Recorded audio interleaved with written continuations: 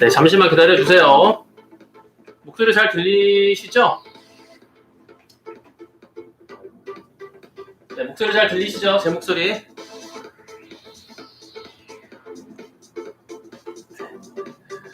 이제 시간이 거듭될수록 조금씩 나아지는 것을 네, 감사합니다. 네, 시간이 거듭될수록 나아지는 게 제가 볼 때 느껴지네요. 네. 오늘은 카메라 위치를 좀 바꿨고요. 50분 냈으니까 이제 음악은 끄고요.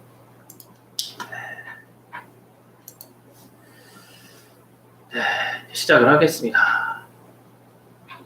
네, 카메라를 바꾸고 네.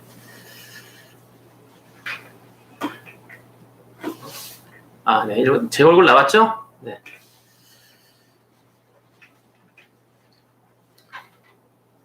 네, 안녕하세요. 오늘은 제가 이쪽에 머리가 좀 이상한가?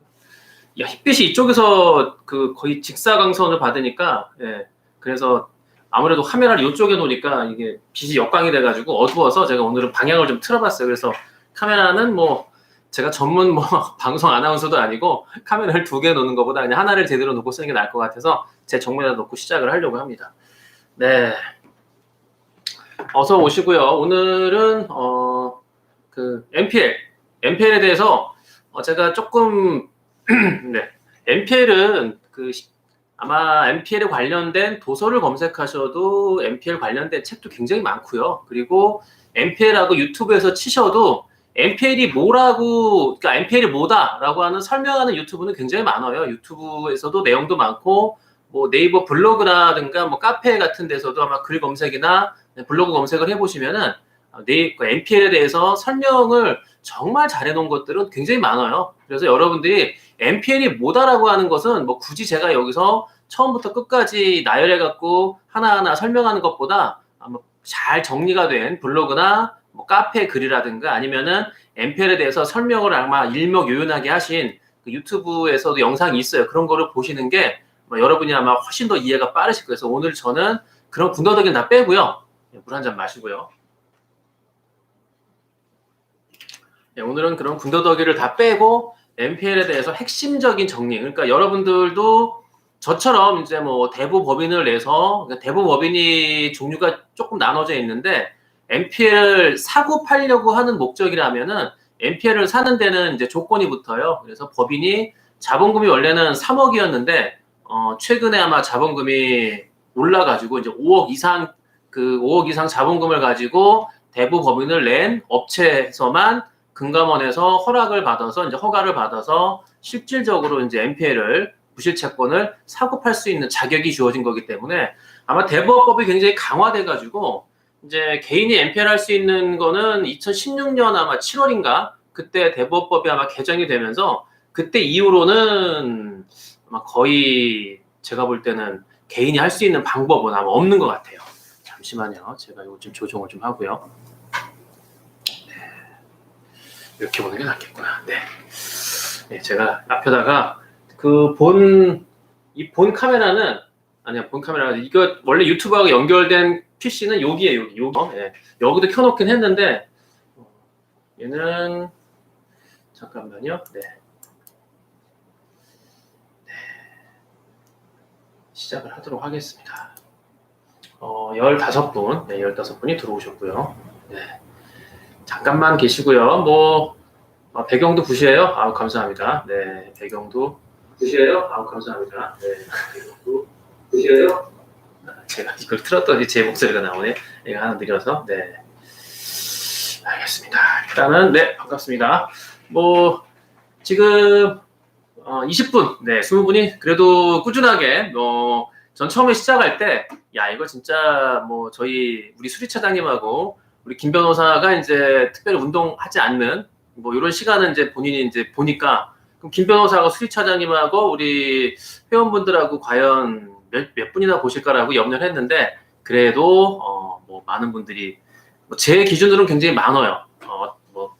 몇만 명이, 몇천 명이 보는 그런 실시간 방송에 비하면은 저는 굉장히 그 작은, 아주 영세한 그 유튜브 실시간에 불과하긴 하지만, 그거는 어떤 개념은 상대적인 걸로 따지면은 비교가 안 되지만, 저는 개인적으로 그쪽 잘 많이 보는 거하고 비교를 하면은 한두 끝도 없죠. 그러면 실시간 시청자 몇십만 보는 유튜브를 비교해야지 몇만 몇천하고 비교할 필요는 없는 거니까. 그런데 저를 또 찾아와서 알아봐 주시는 분들하고 그 인원들이 지금 20명이 넘었는데요. 20분 또는 30분, 40분, 50분 정도 하고 좀 소통을 하는 것도 되게 좋은 일이다. 그리고 시간이 갈수록 늘어나겠죠. 제가 여지까지 처음은 미약했지만 시간이 가면서 오래 걸리긴 하지만 꾸준하게 나아간 경험이 있기 때문에 저는 특별하게 첫 술에 큰 배부름을 느껴본 적이 없어서 뭐든지 그랬어요. 그래서 시간이 가면서 꾸준히 내가 열심히 한다면 저는 큰 성과가 있을 거라고 항상 믿고 왔기 때문에 그걸 바라보고 가는 거고요. 처음에 저희 공티경매 그 아작내기의 스터디를 시작할 때 스터디 회원 모으기도 굉장히 어려웠고요. 그리고 정말 그때는 이게 시작을 하는 게 맞을까라고 생각을 했는데 어쨌든 시간이 한 2년 이상, 3년 가까이 흐르다 보니까 이제는 저를 알아봐 주시는 분도 계시고 이렇게 유튜브에서 실시간 한다고 하니까 20분, 30분, 지난번에 70분까지 오셨기 때문에 저는 많은 분들이 참여해 주실 수 있어서 저는 굉장히 감사한 마음을 갖고 있다. 네, 군더더기는 빼고 이제 그만 떠들고 얘기를 해야 되겠죠. 네, 자, 네, 어서 오시고요. 네, 우리 아고라 박영선님, 그 다음에 강유리님, 강그린님은 아마 그 경매 달리기 그분 맞으시죠? 네, 아니신가? 아니신가? 제가 하도 닉네임이 여러 가지라 제가 헷갈립니다. 자, 그럼 카메라를요, 이쪽으로 돌려서, 그럼 제 얼굴을 하단에 왼쪽으로 보이게 하고요. 예. 자, 시작을 하겠습니다. 제 얼굴도 보이고, 예, 보이시죠? 네. 자, 이제 NPL이라고 하는 건데요. NPL은 이제 Non Performing Loan이라고 해가지고, 예, 이게 결국에는 부실채권인데, 부실채권이 뭐냐면 부실이라는 게 뭡니까?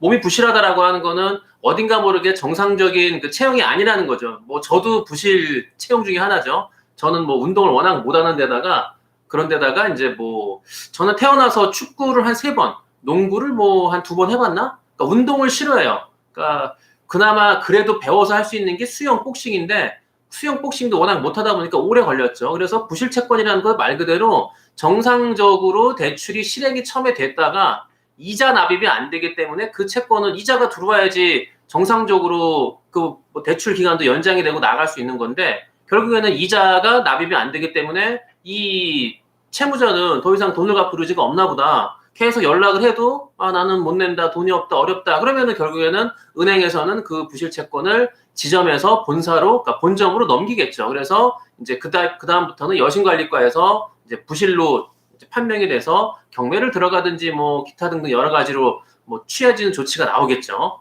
그래서 어쨌든 부실채권 그러면은 이자 납입이 안 돼가지고 이거는 정상적으로 수익이 발생할 수 없는 당장은 수익이 발생할 수 없는 채권이구나라고 이해하시면 돼요.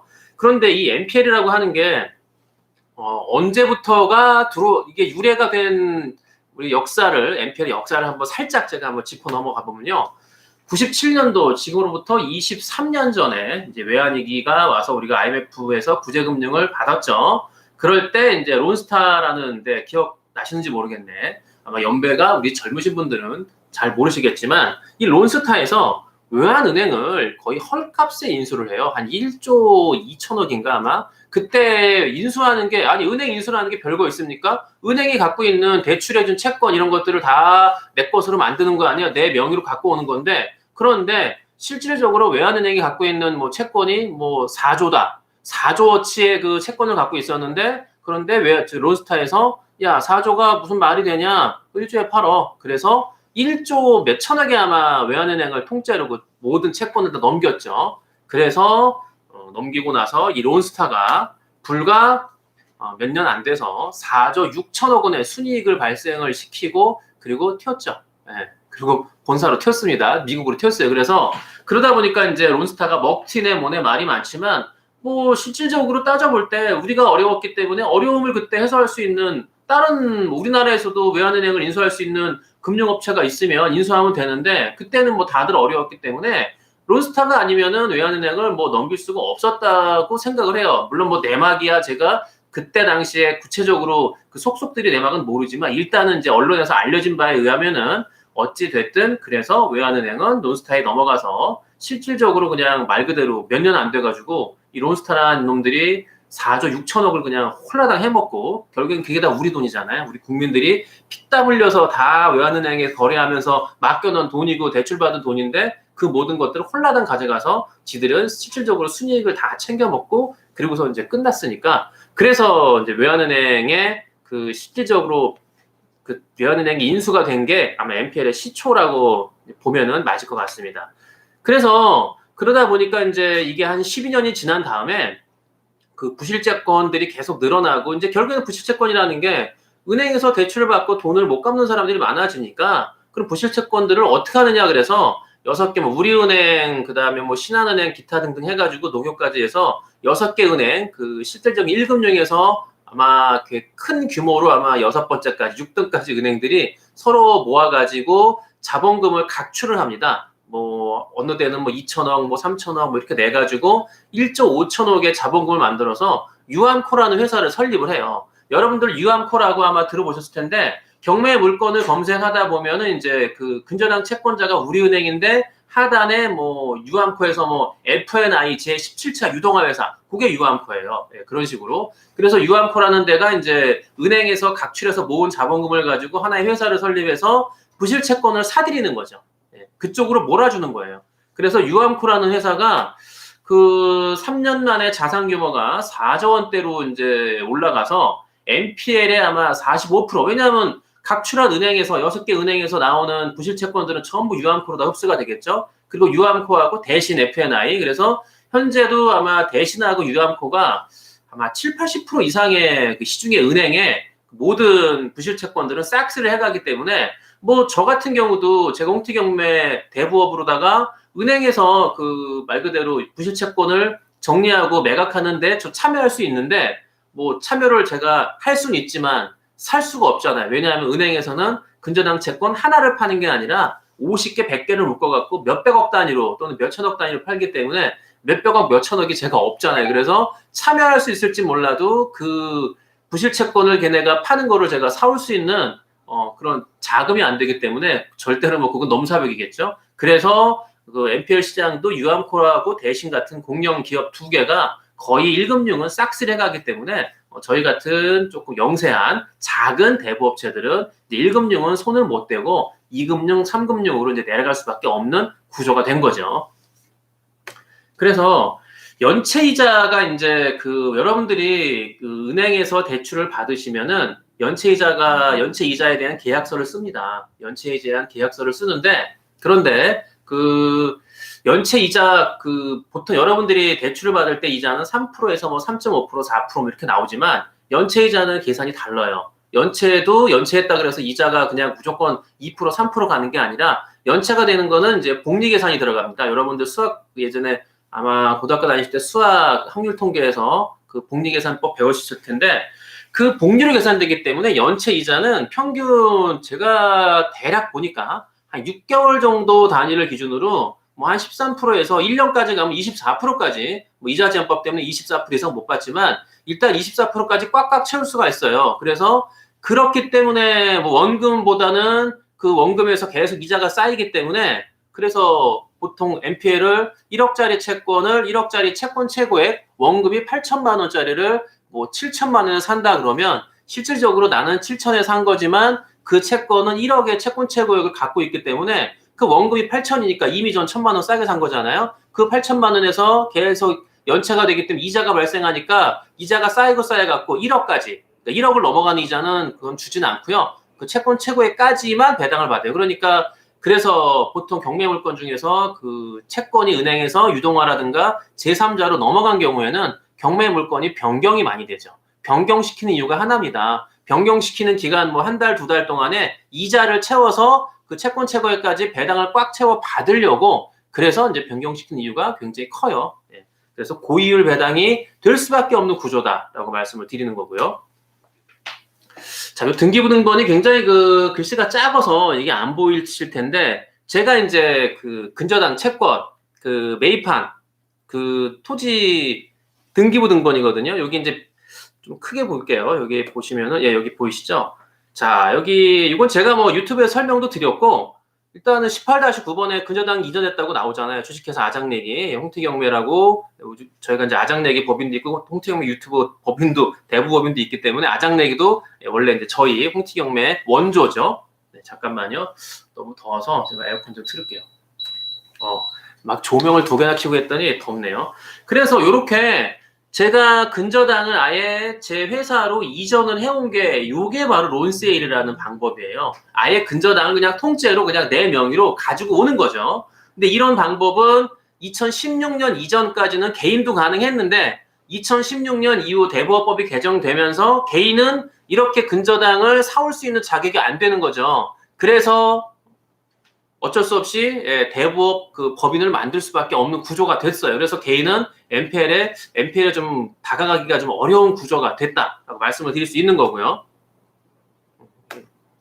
이건 이제 등기사항 요약본인데 이제 이거 좀 작고요. 자, 요 물건이죠 이게.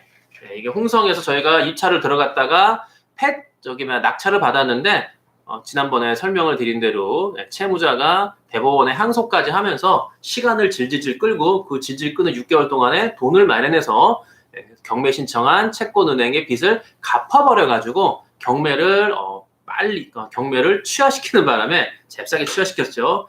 뭐 대금 납부 기일을 연기해 주세요라고 경매계에다가 그런 문건도 접수하면서까지 그냥 우리가 대금 못 내게 어떻게 하든 막아서 결국에는 취하가 됐죠. 뭐 채권은행에 돈을 갚았기 때문에 경매 신청자가 돈을 받았는데 경매를 진행시킬 이유가 없는 거잖아요. 그렇죠? 그래서 이제 취하가 된 거죠.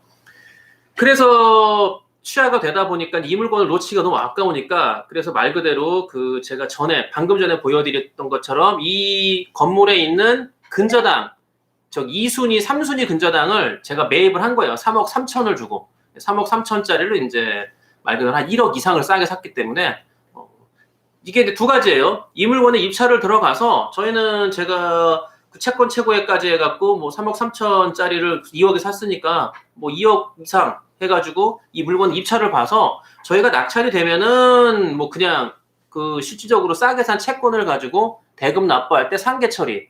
나는 2억에 샀지만 이 채권은 3억짜리 채권이기 때문에 실질적으로는 법원에서 3억을 감액해 주는 거죠. 감액해 주는 거죠.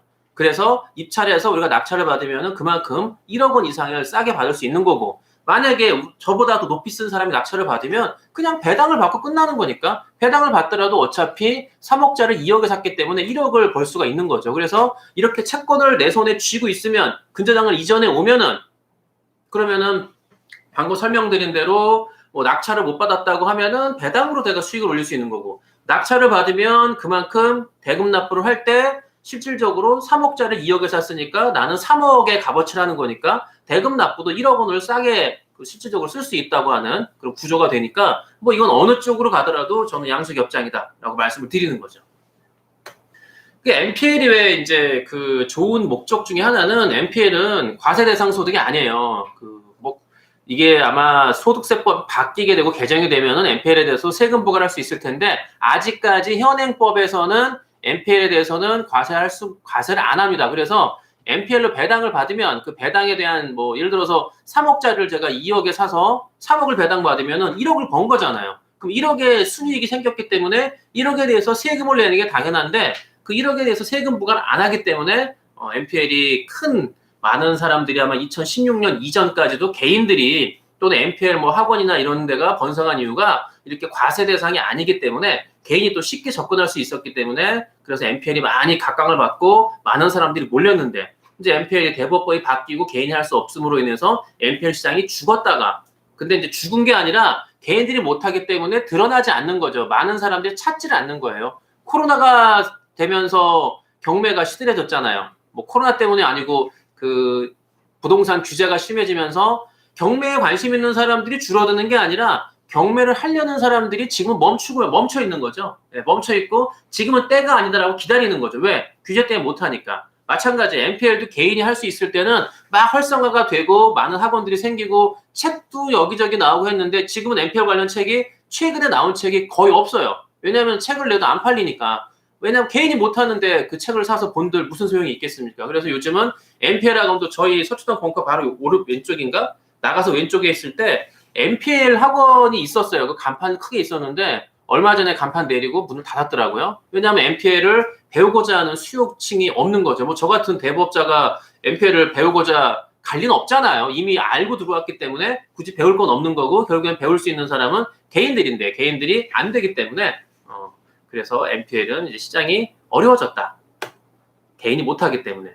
그러면은 NPL을 매입하는 방법에 대해서 제가 설명을 드리면은요. NPL을 매입하는 방법은 첫 번째 제가 방금 한 대로 론세일이에요. 론세일. 네. 네, 아작내기는 이제 무서운 게 아니고요. 원래 이제 아작내기가 수학 정석 아작내기입니다. 수학 아작내기. 그러니까 아이들한테 야 수학 어려워하지 마라. 수학을 아작내자. 그래서 제가 아작내기라고 타이틀을 짓고 그게 제 이제 수학을 애들 가르칠 때 그게 제 홈티의 타이틀이었어요. 아작내기.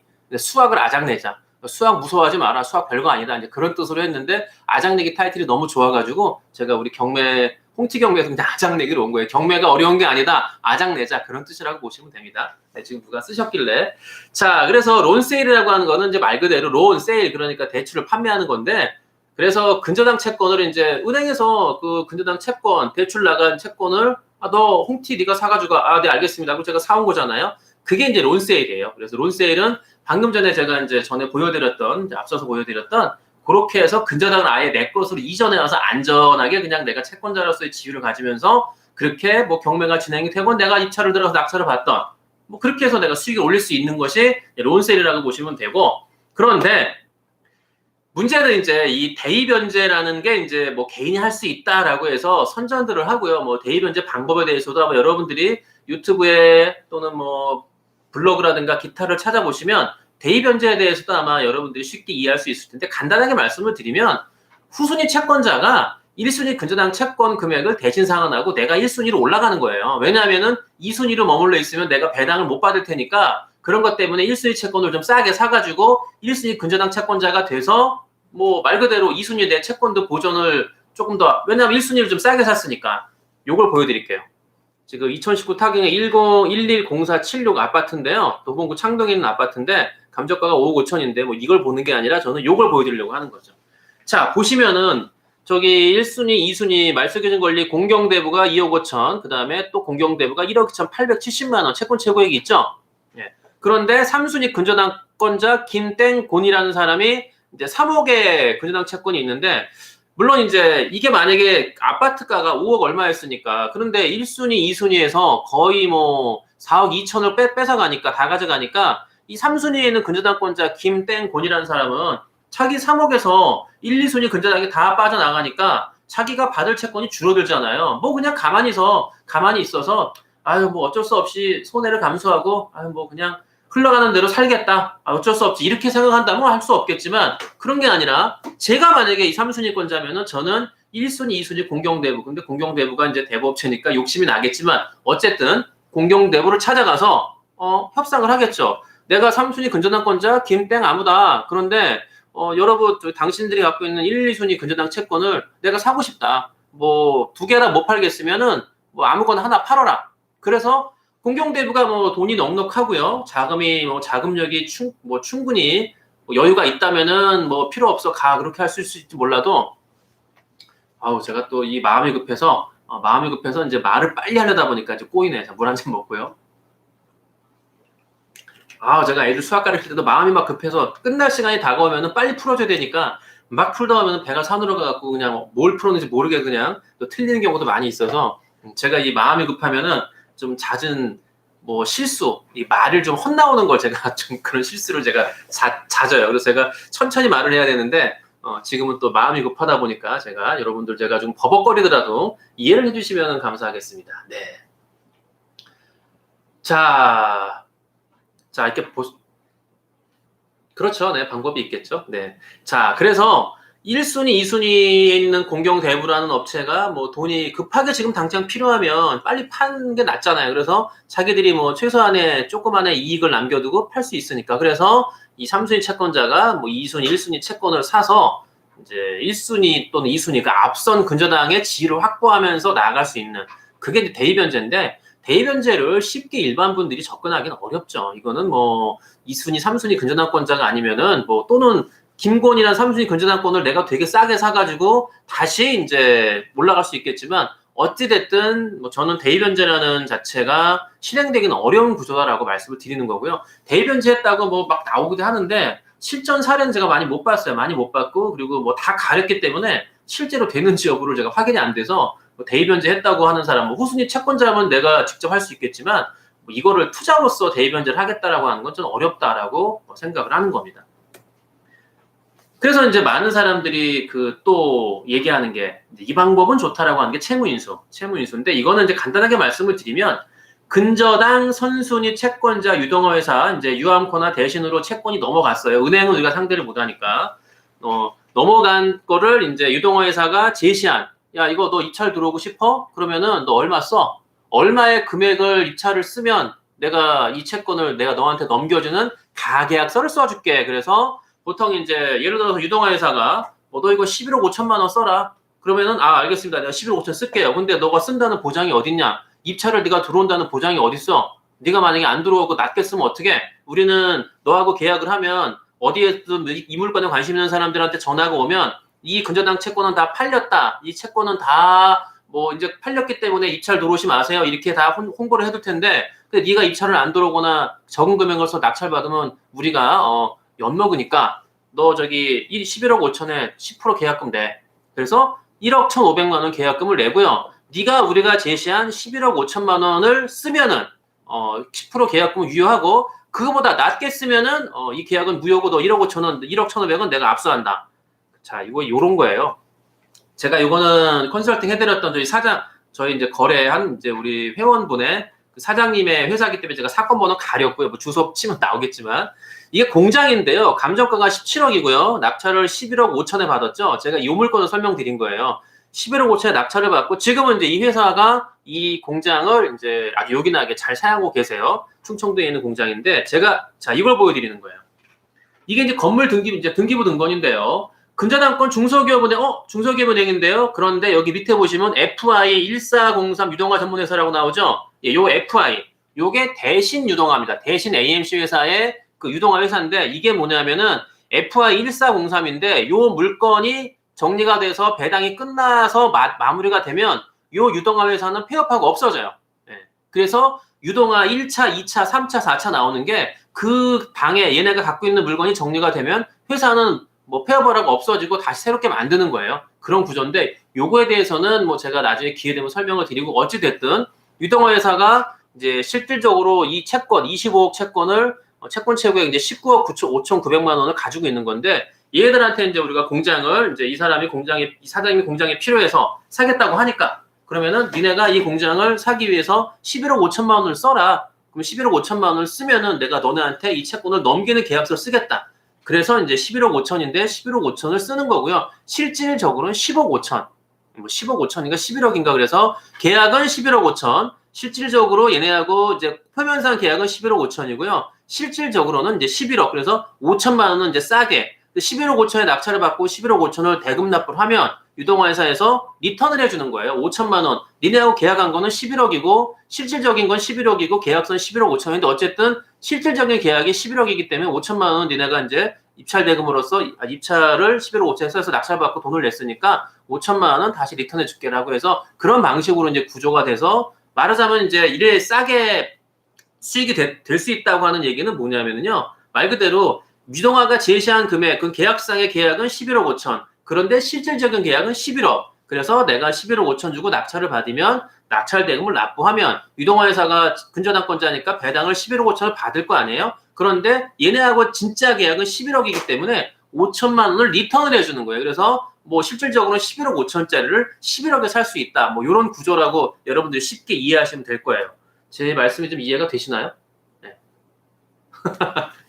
제가 설명을 좀 드린다고 드렸는데 이게 그렇게 근데 중요한 거는 이 채무 인수라는 것도 굳이 내가 그 물건에 입찰을 들어가기 위한 물건이 아닌 이상은 뭐 채무 인수라는 게 별로 의미가 없고요. 입찰 들어가지도 않을 사람한테 근저당 채권을 이렇게 뭐 넘겨줄 이유도 없고요. 계약할 이유도 없어요. 그래서 실질적으로 그 물건에 욕심이 나서 내가 좀 입찰해야지라고 하는 물건이라면 가능한데 그렇지 않으면 어떤 투자 가치로서는 저는 이걸 제대로 실행할 수 있을지가 의문이다. 그래서 론세일이 아니고서 그러니까 아예 근저당을 내 것으로 안전하게 이전에 오기 전에는 네, 그런 방법 말고는 저는 방법은 좀 어렵다. 그러면은 근데요. 그러면은 방법이 있다 그랬는데 개인이 할 수 있는 방법이 있다 그랬잖아요. 제가 그거는 제가 빼먹었네. 제가 자료를 정리하면서 뭘 빼먹었나 했더니 그걸 빼먹었네. 예. 자, 제 얼굴을 보고 제가 설명을 드릴게요. 이제 제 얼굴을 보고 이제 제가 개인이 할 수 있는 방법은 조금 설명을 좀 드릴게요. 여러분들이 이제 개인이 할 수 있는 방법은 근저당을 이제 은행이 갖고 있는 금융권이 갖고 있는 근저당권은 여러분들이 사올 수가 없어요. 예. 근저당권이 갖고 있는 채권은 여러분들은 자격이 안 되기 때문에 개인은 저같이 대부법인으로서 뭐 자본금 일정 부분 이상을 내서 금감원의 허가를 받은 업체가 아니고서는 근저당 채권을 매입하거나 뭐 그러니까 매도 매수가 불가능하기 때문에 개인이 할 수 없어요. 그건 앞에서 설명을 드렸고 그러면은 개인이 할 수 있는 방법은 뭐가 있느냐? 여러분들 경매물건을 보시면 은행이 1순위가 은행이 아니고 개인이 갖고 있는 근저당이 있죠. 뭔지 아시겠어요? 자, 보통 보면은 이제 근저당이 80%의 경매물건이 대부분인데 그런데 근저당권이 은행이 아니고 개인이라든가 일반 사기업, 그냥 뭐 무슨 회사 이런 데가 갖고 있는 근저당이 있다고요. 은행이 아니고 금융기관이 아니고 그럼 개인이 갖고 있는 근저당권은 여러분들이 살 수가 있는 거예요. 자, 뭐 아까 제가 다시 한번 여기 요거 있네. 자, 요거 한번 보여드릴게요. 요거를 보여드리면 설명을 드릴게요. 아까 이제 제가 이게 켜졌나? 나왔죠. 자, 여기 보시면은 저 1순위, 2순위 공경대부라는 데는 이제 쟤는 금융업체니까 저것도 저희가 홍티경매 대부업 같은 대부업체이기 때문에 쟤네들 채권은 자격이 안 돼서 못 사요. 그런데 3순위에 있는 김땡곤이라는 거는 근저당은 개인 거죠. 이건 개인이 근저당을 갖고 있잖아요. 요 개인이 갖고 있는 근저당은 여러분들이 살 수가 있는 거예요. 김땡곤이라는 사람을 만나서 저기 선생님 3억짜리인데 지금 1, 2순위에서 배당을 빠지게 되면은 선생님은 1억도 못 배당받아요. 그러니까 이 근저당 채권 나한테 2천에 파세요. 그래서 2천만 원에 그래 나 돈이 급하니까 2천에 팔게. 그래서 2천만 원에 판다 그러면은 얘를 실질적으로 3억짜리 2천에 살 수 있는 거니까 요거는 개인이 살 수 있다는 거예요. 제가 말씀을 드리는 거는. 이해가 되셨죠? 네. 그래서 제가 개인이 할 수 있는 방법을 말씀을 드리는 거는 지금 금융권은 여러분들이 손을 못 대요. 예, 금융권의 근저당은 자격이 안 되기 때문에 살 수가 없고 여러분들이 할 수 있는 방법은 개인 근저당 또는 금융권이 아니고 대부업체가 아닌 개인이나 일반 회사가 갖고 있는 근저당권은 여러분들이 살 수가 있는 거니까 근데 그런 거는 어디서 찾아요? 어디서 찾는 게 아니라 그런 건 내가 일일이 찾아봐야 돼요. 분류해 놓은 데가 없어요. 근저당이 개인 근저당만 따로 사이트에서 분류해 놓은 게 없기 때문에 일일이 클릭을 해가면서 찾을 수밖에 없다는 그런 좀 어려움이 있고 맹점이 있는 거죠. 그래서가 아니라 그런데 여러분들께서 뭐 시간 여유가 되셔갖고 맨날 경매 물건을 클릭 뭐 예를 들어서 1시간 동안에 물건을 클릭한다고 하면은 저는 뭐 물건 클릭해서 쭉 등기부등본 사항에서 근저당이 개인이다 아니다라만 보고서 넘기면 되니까 하나 물건 보는데 막 길어야 한 4, 5초? 그러니까 1분이면은 저는 최소한도로 한 5개에서 8개, 10개 정도 볼 수 있지 않을까? 그럼 10분이면은 많이 보면 뭐 90에서 100개? 그럼 1시간이면은 뭐 500개 이상? 뭐 1000개 가까이 볼 수 있나요? 그런데, 예, 그렇기 때문에 뭐 그런 물건을 일일이 클릭하면서, 물론 그걸 볼 때 정녕 권리상의 문제가 없는 걸 봐야죠. 권리 분석이 선순위 민차인이 있거나 낙찰 받았을 때 내가 인수되는 게 있는 물건 같은 경우는 뭐 그렇게 유찰이 될 테니까 그런 거는 근저당을 아무리 쌓아도 인수해봐야 내가 사봐야 의미가 없으니까 여러분들이 할 수 있는 방법은 그런 근저당 채권에서 개인이 갖고 있는 거를 사면 된다라는 말씀을 제가 드리는 거죠. 이해가 되셨죠? 예. 근데 그런 물건들을 또 찾다 보면은 굉장히 많이 보여요. 그러면 그런 물건을 찾았어. 물건을 찾았는데 아까 이거 보여드린 것처럼 김땡곤이라는 사람을 찾았어요. 근저당권자가 있어요. 뭐 3순위가 아니라 1순위라고 가정을 하고 그럼 이 채권을 내가 사고 싶어. 그럼 여러분들을 등기부 등본 그 경매 물건지에 보시면 물건 그 스피드 옥션이나 뭐 지주 옥션이나 굿옥션 보시면은 해당 물건의 등기부 등본을 볼 수 있잖아요. 등기부 등본을 클릭을 하시면 다른 거 볼 게 아니라 그 근저당권자가 이름이 있으면 옆에 주소가 나오죠. 제가 아까 보여드렸던 이걸 한번 다시 한번 보여드릴까? 여기 제가 아까 처음에 보여드렸던 이걸 한번 보여드릴게요. 자, 이게 이제 등기부 등본인데 등기부 등본을 보시면 여기에 그 확정채권 양도라고 써 있고요. 주식회사 아장 얘기가 있고 법인 번호가 있고 여기 주소 나오죠. 서울시 서초구 서초대로 342층. 여기 나오잖아요. 제가 여기 주소가 이 서초동 342층이에요. 그래서 여러분들이 주소가 분명히 명시가 되잖아요. 그러니까 등기부 등본을 보시면 등기부 등본에서 경매물건의 등기부 등본을 클릭을 하면은 그 등기부 등본에 근저당권자의 주소가 나와 있어요.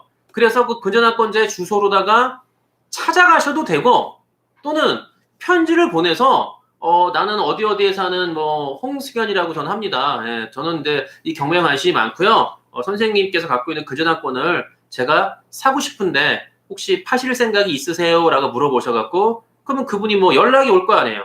연락이 오면은 뭐 만나갖고 이런저런 얘기를 하면서 금액 협상을 하는 거고 그래서 그 사람이 오케이 내가 당신한테 팔게 그러면 이제 뭐 계약금 주고 똑같아요. 여러분들이 부동산을 사고 파는 거래하고 채권을 사고 파는 거래하고 동일합니다. 등기필증 동일하게 나오고요. 똑같아요. 그래서 계약금 내고 그걸 뭐 저희가 직접 조리하는 게 아니라 중간에 법무사를 우리가 활용을 해야죠. 법무사 사무실에 맡겨서 그쪽에서 양쪽의 서류를 다 가지고 가서 비용을 받고 진행을 하면 되니까 뭐 그렇게 비싸지도 않아요. 몇십만 원 내면 되니까 일단 그 의뢰 비용은 그래서 그 비용을 지불하고 뭐 비용에 대해서 들어가는 것도 양쪽에서 협의해서 반반 내도 되고 또는 굉장히 싸게 사는 거면 뭐 사는 입장에서 내가 내면 되고 또는 뭐 좀 비싸게 팔면 당신이 좀 내셔 내가 비싸게 사니까 그렇게 해가지고 협의가 돼서 뭐 비용이나 이런 것들은 충분히 협의가 가능하니까 그래서 법무사한테 맡기면은 안전하고 깨끗하게 진행이 되니까 문제가 없는 거죠. 그렇게 해서 개인이 진행하셔도 충분히 가능한 물건을 찾으시면 된다. 그거를 시도를 해보시면 돼요. 그래서 제가 다른 NPL, NPL 강의 뭐 별거 있습니까? NPL은 자, 론세일이 있다, 채무인수, 또는 뭐가 있어요? 예, 대입변제. 그런 얘기를 백날 하면 뭐합니까? 개인이 할 수 있는 걸 만들어줘야지. 그래서 저는 개인이 할 수 있는 물건들만 지금 이제 골라내려고 해요.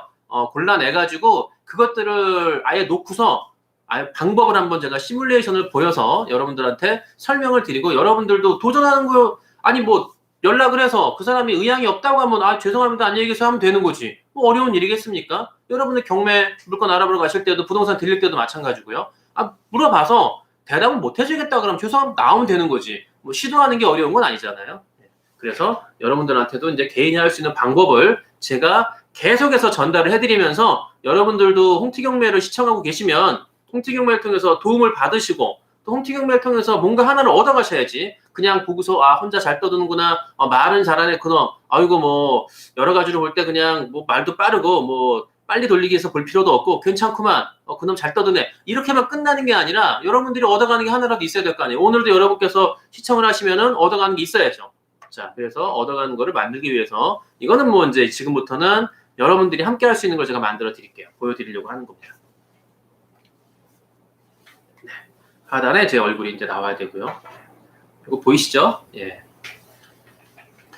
이게 제가 이제 카페에도 공지를 올렸고요. 그리고 이제 유튜브에서 공지를 올린 건데, 제가 물건은 공개를 지금 못해요. 못하는 건데, 뭐 제가 6억 원 선착순으로 마감하고요. 그리고 수익률은 6개월에 1%. 6개월에 1%면, 그러니까 6개월에 1%가 아니라 월 1%. 월 1%면은 저는 굉장히 많은 거라고 생각하는데, 많은 분들이, 작다고 느끼시나? 그래서 이제 제가 가입 비용은 따로 받지는 않고 요 물건은, 요건 한 건으로 끝나는 거니까. 그래서 나중에 배당이 되시면, 배당금에서 제가 15%는 제가 일을 해줬으니까 제가 일한 값어치에 대한 대가는 15%다. 수익에서 라고 말씀을 드리는 거고요. 그리고 이제 장기 투자 법정기상권은 네, 9월 25일 만에 그 물건을 낙찰을 받으면 최소 2년에서 3년 정도는 가져가야 되니까 수익률은 100% 플러스 알파. 네, 그거를 최소한 2배 이상은 남을 테니까 뭐 장기 투자를 가실 분들은 나는 2배 이상 남겠다라고 해서 더 이상 크게 수익을 원하시는 분들은 함께 갈 수 있고, 근데 이거는 저희가 맨투맨 회원 400만 원, 440만 원 맨투맨 회원들한테만 이거는 같이 갈 수 있는 자격을 드리기 때문에 일반 분들이 할 수 있는 거는 좀 어렵다라고 제가 말씀을 좀 드리겠고요. 그래서 이겁니다. 간단하게 말씀을 드리면 경매 물건이에요. 지금 진행이 되는 물건이고요. 유찰이 몇 번 됐어요. 그래서 아마 10월 말이나 11월 초에 입찰 예정일이 잡힐 거예요. 그러니까 지금이 이제 그게 중지가 돼가지고 이제 다시 나오기까지. 그러면은 그 물건에 입찰을 할 겁니다. 입찰을 할 거고요. 근저당 채권을 매입을 해서 제가 입찰을 할 거기 때문에, 그래서 그 근저당 채권을 매입을 했는데 만약에 제가 입찰가를 쓰겠죠. 썼는데 저보다 높이 쓴 사람이 있으면은 아까 애초에 설명드린 대로 배당을 받고 마무리를 하는 거고, 제가 낙찰을 받으면 이제 법정기상권 뭐 어쨌든 낙찰을 받으면 받아서 이제 계속 이어갈 거기 때문에 그 다음에 투자는 지속이 되는 거죠. 그래서 만약에 1번으로 투자하시면은 뭐 낙찰 여부하고 관계없이 배당이 되니까, 그리고 배당될 때 수익금은 6개월에 확정해서 드린다라고 말씀을 드리는 거고요. 그 물건은 제가 다 보여드리진 않고 요 물건이에요. 이게 이제 쭉 보시면은 저기 위에 근저당 2천만 원 있죠. 이게 1순위고요. 저기 밑으로 내려가면은 저기 근저당권자가 있죠. 8억짜리 가고 밑에 2억짜리. 요 10억짜리를 제가 사올 거예요. 10억짜리를 사가지고, 그러면 저는 10억의 채권을 쥐고 있는 거죠. 그럼 이 경매 물건에 최소한 10억을 쓸 수 있겠죠. 왜? 10억짜리 채권을 갖고 있으니까. 그렇잖아요. 이 채권을 제가 6억에 사든 7억에 사든 8억에 사든 저는 10억짜리 갖고 있기 때문에 이 경매 물건에 10억 이상을 쓸 수 있죠. 그래서 만약에 제3자가 저는 10억을 썼는데 누가 10억 5천을 썼어요. 그러면 너 가져. 너 갖고 대신에 10억 배당은 다 받으니까. 그럼 이 채권을 7억에 샀으면은 3억의 차익을 남기는 거고, 8억에 샀으면 2억을 남기는 거고. 그렇잖아요. 만약에 5억에 샀다 그러면 더블 스코어, 2배가 5억이 남는 거 아니겠어요? 그렇죠. 이해가 되시죠? 그러니까 요 물건을 제가 채권을 제 것으로 홍티경매를 갖고 와서 이 물건에 입찰을 하려고 하는 거기 때문에 이 물건에 투자를 함께 하시자고 제가 말씀을 드리는 거예요. 그래서 뭐 투자 권한다라고 하는데, 저는 다시 설명을 드리면 제 얼굴을 보고 제가 여러분들한테 말씀을 드리는 거는요, 그저 이거를 통해서 제가 막대한 수익을 혼자 올리고 여러분들의 도움을 받고 여러분들의 투자를 받아서, 그 다음에 물론 저도 투자를 할 겁니다. 여러분들이 만약 투자를 한 명도 안 하면 이거는 뭐 제가 다 제 돈 들여서 해야 되니까. 그런데 중요한 거는 그렇게 돈이 되면 너 혼자 다 하면 되지 뭐하러 나누냐 이렇게 질문하시는 분들이 간혹 계세요. 예, 간혹 계시는데, 근데 제가 애초에 설명드린 대로 제 취지대로 제가 오래 가는 게 남 장사고요. 장사로 따진다면은 오래 갈 수 있는 장사가 뭐겠습니까? 장사가 그렇잖아요. 음식점도 처음에는 반짝해, 그러다가 시간이 가면서 손님이 줄죠. 왜요? 초심을 잃었기 때문에 그런 거예요. 음식이 맛있는데 사람이 많아지고 뭐 맛집이다 소문나니까 음식의 질이 떨어져요. 그럼 손님이 끊어지겠죠. 오래 못 갑니다. 물론 맛집인데 갔는데 불친절한데 사람이 많다. 오래됐으니까. 처음에는 안 그랬을 거예요. 굉장히 친절했을 건데, 그런 집들을 제가 몇 집이 있는데 제가 물어보니까 뭐 핑계는 이런 거예요. 바쁘다 보니까 내가 신경을 못 써.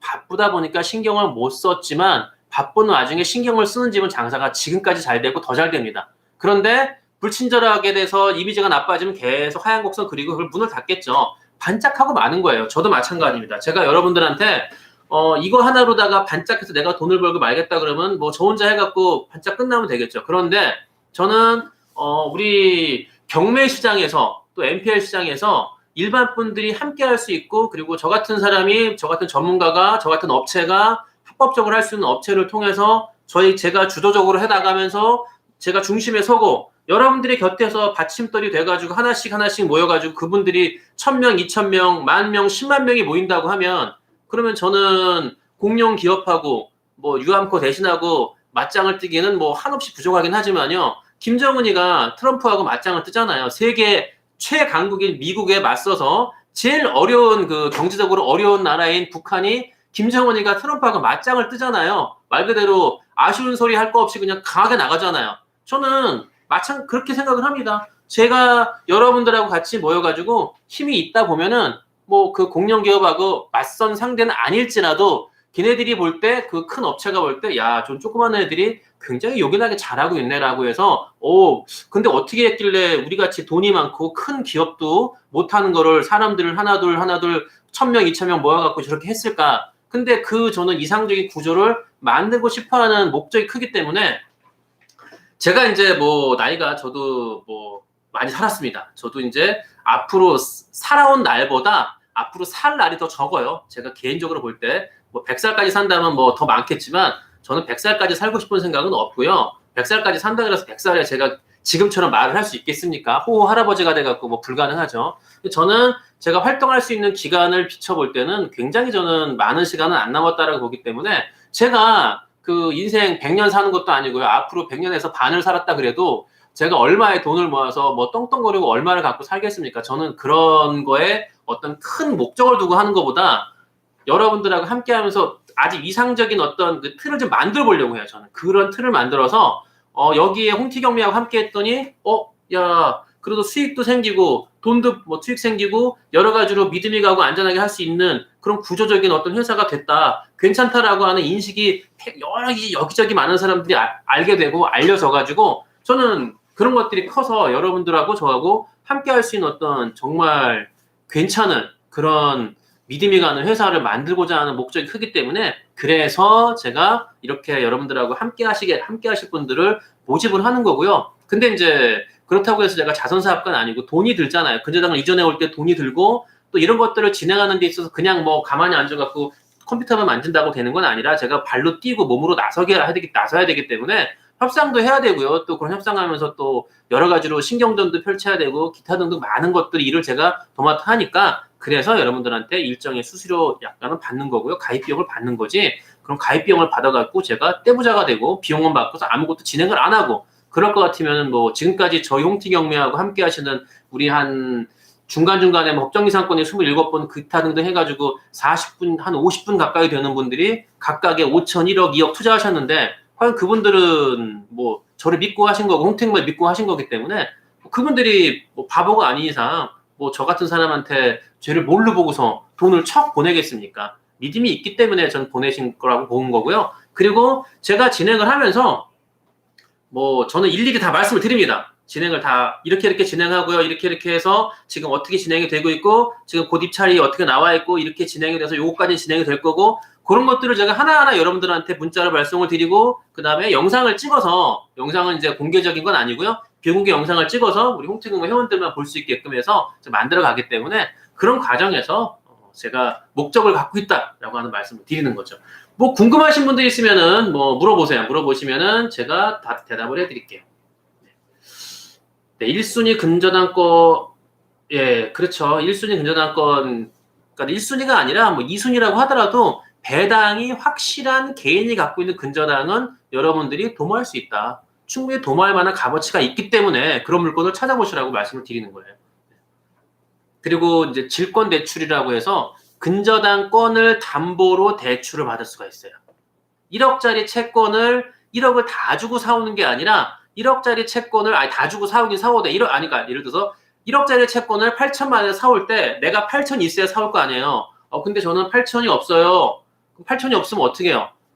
그 근저당을 담보로 대출을 받을 수가 있어요.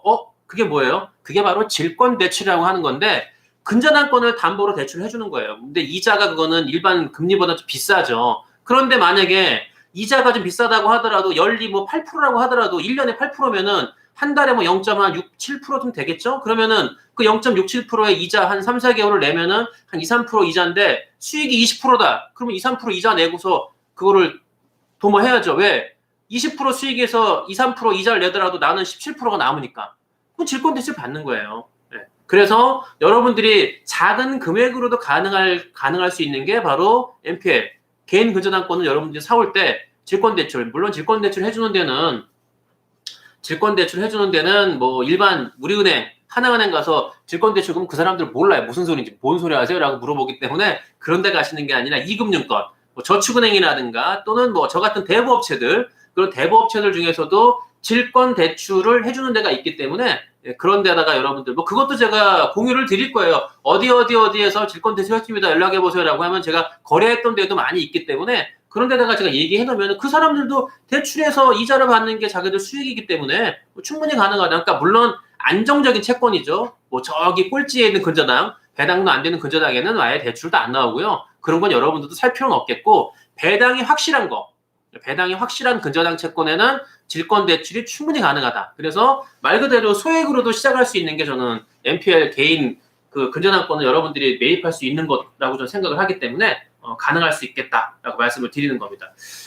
오늘은 이제 목요일이다 보니까 이제 좀 피곤해서 그러신지 그저께 이제 72명까지 찼는데 72명이 오셔가지고 저는 오늘은 한 80명 근데 80명에 딱 절반이 찼네요. 40분 정도인데 전 만족합니다. 40분이 오시면은 저희 홍치경매 바로 이쪽에 있는 저희 강의실에 못 들어가요. 강의실에 36명이 꽉 차기 때문에 36명 이상 의자도 없기 때문에 지금 42명이 오시면은 그 경매 저희 여기 홍치경매 강의실에 다 못 들어가시기 때문에 저는 42명이면은 강의실을 지금 꽉 채우신 분들한테 제가 이렇게 제가 열의를 갖고 얘가 말씀을 드리는 거라서 저는 지금도 굉장히 만족하고 있고요. 앞으로 또 이제 뭐 4번째인가 오늘이 4번째이기 때문에 이제 뭐 또 이번 주에 한 번 더 할까 지금 고민 중인데요. 이번 주에 뭐 하고 다음 주도 하고서 이것도 마찬가지로 한 번 더 뭐 넘어가면은 횟수가 거듭될수록 또 당연히 많이 들어오시겠죠. 제가 유튜브 처음 시작할 때 제가 영상을 하루에 하나씩 월화수목금 일주일에 5개씩 올렸거든요. 뭐 근데 처음에 올리면 뭐 조회수 12, 뭐 조회수 뭐 25 그렇게 하다가 이제 한 석 달 가까이를 이제 그 구독자 150명을 갖고 석 달을 갔죠. 근데 석 달 동안에 올린 영상이 제가 한 40개가 넘으니까 한 50개 가까이 되니까 뭐 굉장히 열심히 했죠. 여러분들 제 유튜브 홍티경매 쭉 보시면은 영상이 아마 다른 분들도 많은 분들도 계시지만 제가 영상이 유독 많습니다. 이제 1년 반 됐는데 1년 반에 영상이 260개, 70개가 넘어가니까 저는 굉장히 많은 거라고 생각하거든요. 다른 분보다는 뭐 조회수나 이런 거를 놓고 보는 게 아니라 개수로 따져볼 때 저는 그것이 제가 그래도 쉬지 않고 열심히 해온 결과물이라고 좀 보고 있고요. 여러분들이 이제 혹시 그 팟캐스트 팟빵을 모르시는 분들은 네이버 검색창에 팟빵을 치시면 그게 음원 방송이에요. 음원으로 들을 수 있는 건데 팟빵에는 제 영상이 더 많아요. 팟빵은 400개가 넘거든요. 제가 그건 이제 얼굴은 안 나오고 음성으로만 제가 경매에 대해서 쭉 설명해드리고 말씀드린 건데 그 팟빵도 400개를 제가 거의 매일같이 했거든요. 그래서 팟빵하고 유튜브하고 하면 이제 거의 700개가 넘잖아요. 제가 700개 가까이 되나? 그래서 저는 그 모든 것들을 만들어 놓고 도대체 700개 동안에 제가 뭔 얘기를 했는지 저도 정말 신기한데 그렇게 얘기를 했던 그렇게 열심히 제가 살아왔다고 여러분들한테 자신있게 말씀을 드릴 수 있기 때문에 저는 열심히 살잖아요. 오늘 제가 여기에 벙커에 5시 50분에 왔습니다. 50분에 와서 2시간 동안에 이제 1시간 반 동안에 자료 정리 좀 하고요. 이제 여러분들한테 보여드리는 거 간단하게 보여드렸지만 이 자료 준비하는데 1시간 반 걸렸어요. 반 걸렸고요. 제가 뭐 보여드렸잖아요. 대본. 예, 이거 다시 한번 보여드릴게요. 혹시 뭐 모르시는 분들이 계실까봐 자랑을 또 해야지. 예. 이게 제 대본 노트인데 이렇게 대본을 다 씁니다. 여러분들. 예, 이게 대본입니다. 대본을 쓰고요. 이렇게 중요한 거는 밑줄 딱 긋고요. 이렇게 보이시죠? 예. 이게 요 노트가 지금 유튜브 대본 노트만 10건이 넘어요. 저는 이렇게 대본을 다 쓰거든요. 오늘도 유튜브 영상 하나 올라갈 건데 어떤 것을 뭐 외부에서 찍건 뭐하건 간에 다 제가 기획을 하죠. 가서 무슨 얘기를 해야 될지 그냥 나온 대로 떠드는 게 아니고 제 머릿속에 생각을 하고 물건을 가거나 또는 어떤 설명을 하면은 이렇게 얘기를 해서 풀어가야지라는 것이 있기 때문에 저는 절대로 놀고 먹으면서 편하게 하는 건 아니고요. 이 방송을 하는 것도 준비하는 것도 그렇고 아침부터 나와서 열심히 준비하기 때문에 여러분들이 그 노고를 좀 알아주시면은 저는 굉장히 감사하고요. 그리고 열심히 하다 보면은 저는 제가 뭐 자화자찬하는 게 아니라 여러분들도 열심히 찾고 열심히 노력하다 보면은 여러분들한테도 저는 큰 그 무엇이 수익이 올 수 있다고 좀 보기 때문에 꾸준히 그래서 열심히 하시라고 제가 항상 강조하는 게 뭐 돈 벌 수 있다 이렇게 하면 부자 돼요 그런 얘기 제가 안 하잖아요. 부자가 되는 방법이 어디 있어요. 열심히 하는데 열심히만 한다고 되는 게 아니라 방법을 제대로 짚어가는 건데 그저 무조건 성공하는 사람들의 롤모델을 삼아서 나간다 그건 아니고요. 방법을 찾는데 방법이라는 게 별게 아니잖아요. 꾸준히 하되 핵심적인 거 지름길로 가는 게 방법이니까 지름길로 갈 수 있는 방법을 제가 알려드리는 거지 뭐 이거에 투자하면 무조건 부자 됩니다. 제가 부자 된다고 얘기하는 건 아니에요. 단지 수익이 이만큼 나올 수 있다는 걸 말씀드리는 거기 때문에 네 관심 있는 분들은 팟빵을 또 들으신 분들도 계시는군요. 네. 네. 알겠습니다. 뭐 지금 여러 가지 뭐 이 금액을 제가 말씀드리는 건 사실 제가 지난번에 그 말씀드린 어르신 이제 거의 마무리 이제 1시간 다 됐기 때문에 마무리하는데요. 그 여러분들 몇백억 통장 찍힌 거 제가 지난번에도 말씀드렸지만 그 어르신이 사실 그 어르신한테 말씀을 드리면 이거 그래 그럼 내가 한번 해볼까라고 해서 그 어르신이 7억이든 10억이든 쏴줄 수가 있어요. 근데 그렇게 되면은 그 어르신하고 저하고 둘이 하는 거잖아요. 근데 저는 그 어르신은 그런 돈도 필요 없고 이미 그 어르신 말씀을 빌리면 나는 하루에 얼마큼 써도 난 죽을 때까지 못 써. 그 얼마큼이라는 게 일반 사람들의 뭐 거의 6개월 연봉을 다 써더라도 이분은 다 쓰고 못 돌아가신다고 한 정도이기 때문에 돈이 많으신 분인데 그분하고 하면은 돈이 많은 분들하고 하면은 제가 빨리빨리 진행할 수 있겠죠. 근데 그렇게 되는 거는 제 혼자 자화자찬하는 거고 혼자 잘난 맛이 사는 것밖에 안 되기 때문에 많은 분들한테 보여드리고 끝나는 게 아니라 보여드리고 행동을 같이 할 수 있는 어떤 저는 인도하는 그런 길을 제시해 드려서 함께 손잡고 갈 수 있는 걸 저는 뭐 그렇게 갈 수 있는 방법을 저는 계속 추구하는 거기 때문에 그래서 여러분들하고 함께 하시자라고 말씀을 드리는 거죠. 제가 다른 뜻이 있어서 뭐 너만 잘 먹고 잘 살고 있다 하는 목적이 있다는 건 아니라는 걸 제가 거듭거듭 강조를 드리는 거고요. 홍티경매 지금까지 유튜브, 카페, 팟빵을 보시면은 제가 어떻게 살아왔다. 저놈이 저렇게 살아왔구나. 저는 믿을만 하다라는 걸 알 수 있을 거고요. 우리 회원분들이 뭐 비록 그렇게 큰 유튜브도 아니고요. 뭐 카페 회원도 아직 10,000명도 안 되고 뭐 아직도 부족하지만 그런데 뭐 한다고 그럴 때 많은 분들이 응원해주고 찾아오시는 것들이 저는 그래도 홍티경매가 지금까지 잘 지켜왔던 덕분이 아닐까라고 생각을 합니다.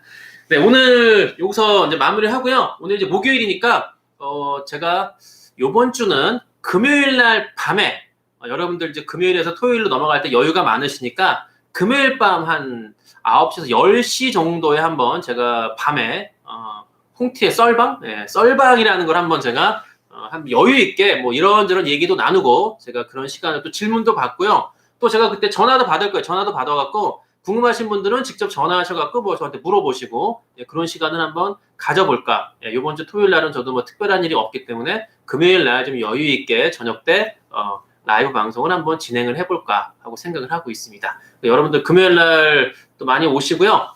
그리고 오늘 하루도 오늘 지금 8시 45분인데 오늘 하루 잘 시작하시고 잘 마무리하시고 코로나 조심하시고 마스크 꼭 쓰고 다니시고요. 식사하실 때 꼭 반찬은 따로 이렇게 젓가락으로 집어서 같이 집지 말고 내 거만 따로 집어놓고 식사하실 수 있도록 조심조심 하시기 바랍니다.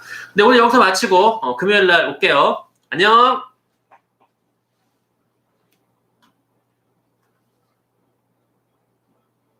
네. 안녕히 가세요.